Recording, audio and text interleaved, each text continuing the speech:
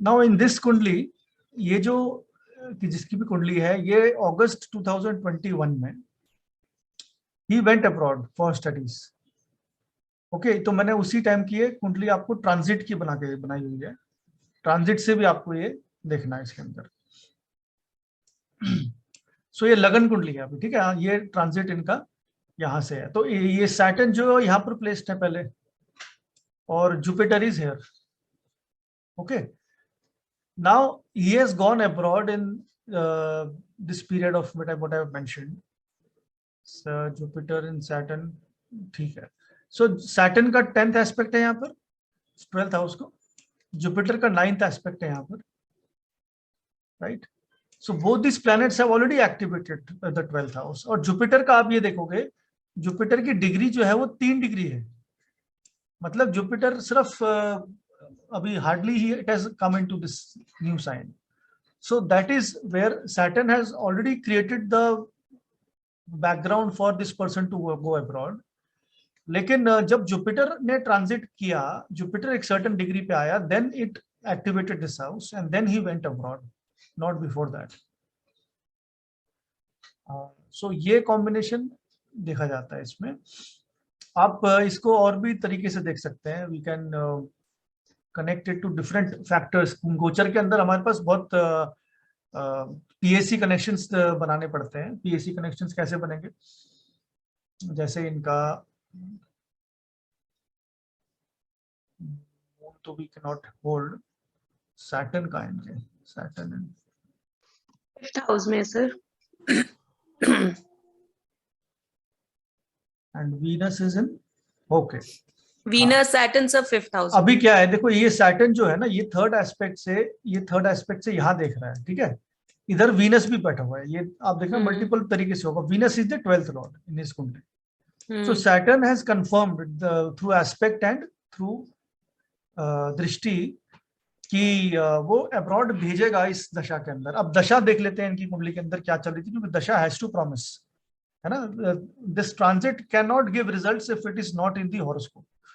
So what is the this thing, let's see the dasha that is going on. Jupiter Saturn चल रहा था इनका horoscope में। Jupiter की महादशा में सैटर्न चल रहा था। तो जुपिटर और अब सैटर्न को एक बार एनालाइज कर लेते हैं। जुपिटर जो है, पहली बात, अभी ये हो गया ना, ये हाँ से तो क्लियर हो गया। मैं आपको एक बार अब I am going back to the horoscope only. Now we are looking at Jupiter Saturn if that dasha is permitting और नॉट। सो पहले प्रॉमिस देख लेते हैं। प्रॉमिस कैसे देखोगे आप कि 12th लॉर्ड जो है इनके हॉरोस्कोप में, where is it posited in the 5th house. That means education से बाहर ये व्यक्ति विदेश में ट्रैवल करेगा। This promise is already there in the horoscope. अभी दशा चल रही है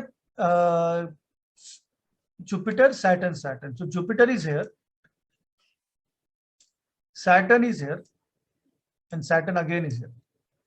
तो सैटर्न जो है third lord with 12th lord sitting here, conjunction दोनों का है। सैटर्न वीनस आर कंजंक्ट है। सो दिस कॉम्बिनेशन, क्योंकि वीनस एक्टिवेट होना चाहिए अब्रॉड जाने के लिए इस व्यक्ति के लिए। सो in this dasha he went abroad.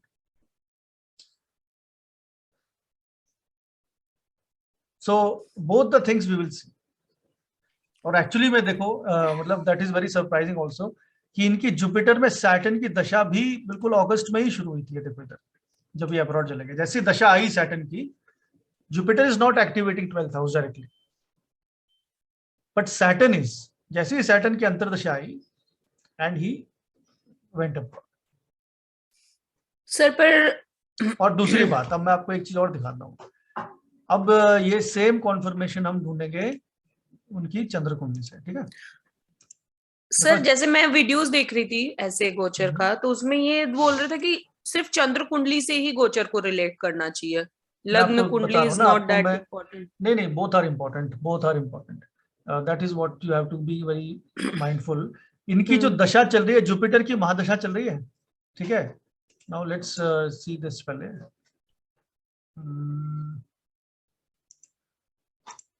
Let's take the moon कुंडली। अब देख लो इनकी जुपिटर सैटर्न का योग क्या है, कितना स्ट्रॉन्ग कॉम्बिनेशन है। जुपिटर की महादशा, मतलब Jupiter is where in the lagna, in the chandra kundali, it is lord of 12th house. ठीक है, ये कॉम्बिनेशन बना ही हुआ है, प्रॉमिस आई है अब्रॉड जाने का। 12th lord in first house is a promise. And Saturn की अंतरदशा, मतलब Saturn is in the 3rd house expecting the 10th house. So that is how we need to see the results here. और Saturn का बैठा है अभी transit में इधर, ये यहाँ पर ट्रांजिट में था Saturn, right with the 12th lord. And Jupiter is where 11th इधर। तो जुपिटर यहाँ पे गोचर में देखो, अब यहाँ से नहीं आएगा क्लियर इसका, जुपिटर यहाँ से डायरेक्ट नहीं आ रहा है,